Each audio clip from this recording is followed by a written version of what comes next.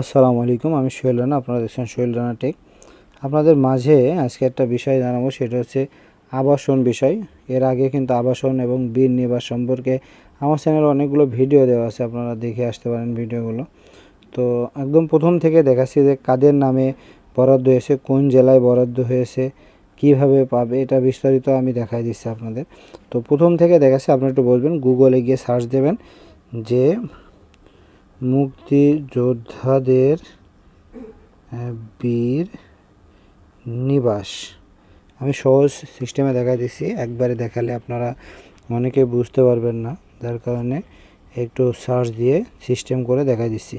তো প্রথমে সার্চ দেওয়ার পরে দেখবেন এইরকম একটা অপশন আসবে আপনাদের মাঝে, বীর মুক্তিযোদ্ধা পরিবারের অনুকূলে আবাসন বরাদ্দ। এখানে ক্লিক করবেন।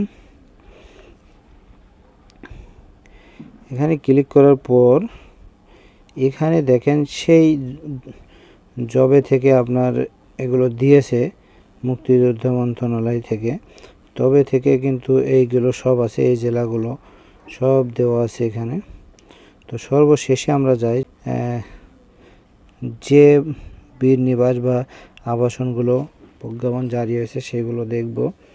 এখন কথা হচ্ছে এখানে অনেকগুলো আছে, আপনারা আমি যদি ওপেন করে দেখাই বা তাদের নাম ঠিকানা সবই থাকবে।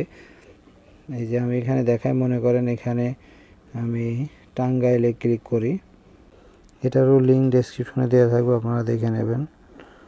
এখানে যে টাঙ্গাইল জেলা সর্বশেষ প্রকাশ হয়েছে। এখন এই যে এটা 2 তারিখে প্রকাশ হয়েছে, এই যে ডাউনলোড ফাইল, এই ফাইলে ডাউনলোডে ক্লিক করলে আপনারা দেখতে পারবেন যে কোন কোন ব্যক্তির নামে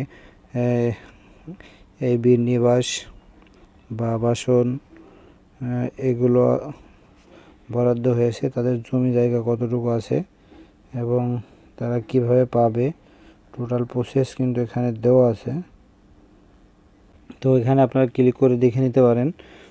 এটার 2 তারিখে প্রকাশ হয়েছে, গত মাসের 14 তারিখে হয়েছে, 21 তারিখ মানে সর্বশেষ এটি 24 সালে এসে কিন্তু আপনার 3 আর 2 5টা পড়েছে। এখানে আমি বলছি এটা শিবপুর, নরসিংদী, তারপরে কিছু প্রশাসনিক অনুমোদন আছে, আর এটা বাকেরগঞ্জ, বরিশাল, ময়মনসিংহ জেলা, টাঙ্গাইল জেলা। এইগুলো দেখতে হলে কিন্তু এই যে এই পাশে আপনাকে ডাউনলোডে ক্লিক করে এই ফাইলগুলো দেখতে পারবেন।